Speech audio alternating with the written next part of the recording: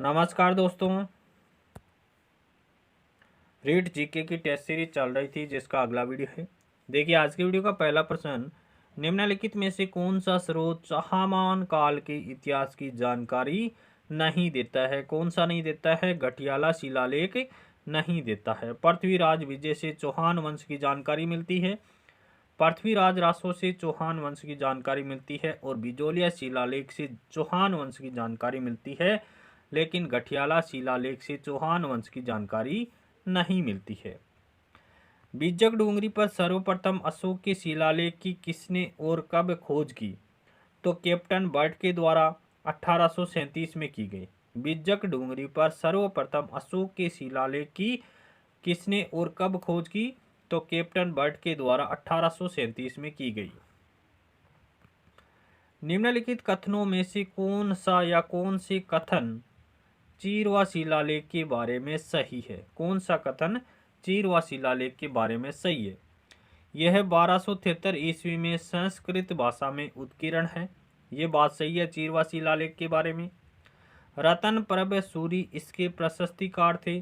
ये कथन भी राइट है चीरवा शिलालेख के बारे में। इसके शिल्पी देहलन थे। ये भी सही है चीरवा शिलालेख के बारे में। अग्निकुंड से उत्पन्न राजपूतों का इसमें उल्लेख है। ये बात गलत है, ये चीरवा शिलालेख में उल्लेख नहीं किया गया है। तो ऑप्शन 2 यहाँ पर करेक्ट हो जाएगा कि पहला, दूसरा और तीसरा कथन है वो यहाँ पर राइट है, चौथा कथन यहाँ पर गलत हो जाएगा।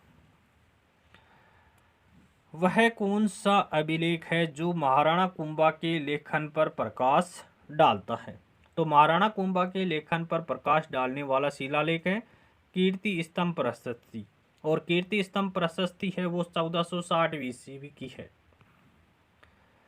अगले प्रश्न की बात करें कि बसंतगढ़ शिलालेख किस वंश से संबंधित है? तो बसंतगढ़ का शिलालेख है वो चावड़ा वंश से संबंधित है। बसंतगढ़ का शिलालेख किस वंश से संबंधित है? तो चावड़ा वंश से संबंधित है। अधोलिखित अभिलेखों का सही काल क्रम चुनिए। आरोही क्रम बताना है। तो सबसे पहले गोसुंडी शिलालेख देखने को मिलता है। 1 नंबर पे गोसुंडी शिलालेख है। उसके बाद बुचकुल्ला अभिलेख है, तो ये 2 नंबर पर आ जाएगा। फिर बिजोलिया शिलालेख 3 नंबर पे आ जाएगा। फिर नेमिनाथ शिलालेख 4 नंबर पे आ जाएगा। तो 3, 4, 1, 2 ऑप्शन 2 यहाँ पर करेक्ट हो जाएगा कि अधोलिखित अभिलेखों का सही काल क्रम कौन सा है। आरोही क्रम बताना है। सबसे पहला है गोसुंडी अभिलेख, बुचकुला अभिलेख 2 नंबर पे आ जाएगा, बिजोलिया शिलालेख 3 नंबर पे और नेमिनाथ शिलालेख 4 नंबर पे आ जाएगा। राजस्थान में अशोक का अभिलेख कहाँ प्राप्त हुआ था? तो ये बेराट जयपुर से प्राप्त हुआ था। राजस्थान में अशोक का अभिलेख कहाँ से प्राप्त हुआ? तो बेराट जयपुर से प्राप्त हुआ था। बड़वा ग्राम कोटा से कितने मोखरी यूप अभिलेख प्राप्त हुए हैं? तो 3 अभिलेख प्राप्त हुए हैं। बड़वा ग्राम कोटा से कितने मोखरी यूप अभिलेख प्राप्त हुए हैं? तो 3 अभिलेख प्राप्त हुए हैं।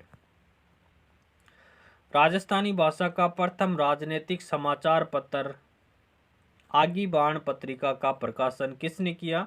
तो ये 1932 में ब्यावर से जय नारायण व्यास के द्वारा किया गया। अखंड भारत समाचार पत्र का प्रकाशन किसने शुरू किया? तो 1932 ईस्वी में मुंबई से जय नारायण व्यास के द्वारा किया गया। अखंड भारत का समाचार पत्र का प्रकाशन किसने किया? 1932 में मुंबई से जय नारायण व्यास के द्वारा किया गया। राजस्थान का कल्प वृक्ष किसे कहते हैं? तो खेजड़ी वृक्ष को राजस्थान का कल्प वृक्ष कहते हैं। इंडिया हाउस की स्थापना किसने की? तो ये 1905 में श्यामजी कृष्ण वर्मा के द्वारा इंग्लैंड में की गई। इंडिया हाउस की स्थापना 1905 में श्यामजी कृष्ण वर्मा के द्वारा इंग्लैंड में की गई। क्षेत्रफल की दृष्टि से सबसे बड़ा संभाग कौन सा है? क्षेत्रफल की दृष्टि से सबसे बड़ा संभाग है जोधपुर, और क्षेत्रफल की दृष्टि से सबसे छोटा संभाग की बात करें तो बांसवाड़ा का नाम आता है। नानकजी भील और देवीलाल गुर्जर नामक किसान शहीद हुए थे कौन से किसान आंदोलन में? तो बूंदी किसान आंदोलन में। नानकजी भील और देवीलाल गुर्जर नामक किसान किस किसान आंदोलन में शहीद हुए? तो बूंदी किसान आंदोलन में हुए थे। शैल चित्रों के लिए प्रसिद्ध है? तो आलनिया कोटा है वो शैल चित्रों के लिए प्रसिद्ध है। गुड़ला त्योहार कब मनाया जाता है? चैत्र कृष्णा अष्टमी को गुड़ला त्योहार मनाया जाता है। चैत्र कृष्णा अष्टमी को गुड़ला त्योहार मनाया जाता है। और शीतला अष्टमी का त्योहार कब मनाया जाता है?